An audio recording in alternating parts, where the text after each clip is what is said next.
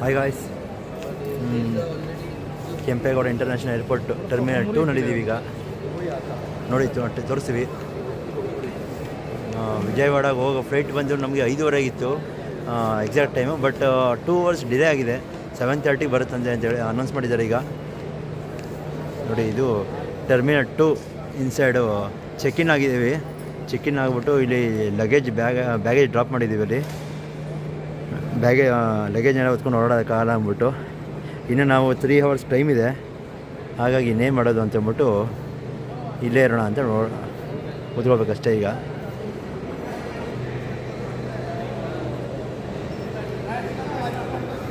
ಇದು ಈ ಕಡೆ ಎಲ್ಲ ಏರ್ ಇಂಡಿಯಾ ಎಕ್ಸ್ಪ್ರೆಸ್ ನಮ್ಮದು. ನಾವೀಗ ಬ್ಯಾಗೇಜ್ ಡ್ರಾಪ್ ಮಾಡಿದ್ದು ಇಲ್ಲಿ. ಇದು ಏರ್ ಇಂಡಿಯಾ ಎಕ್ಸ್ಪ್ರೆಸ್ದು. ಇನ್ನು ಬೇರೆ ಇವಾಗ ನೋಡಿ, ಇದು ಆ ಕಡೆ ಎಲ್ಲ ಬೇರೆ ಇದೆ, ಬೇರೆ ಫ್ಲೈಟ್ಸ್ಗಳದು.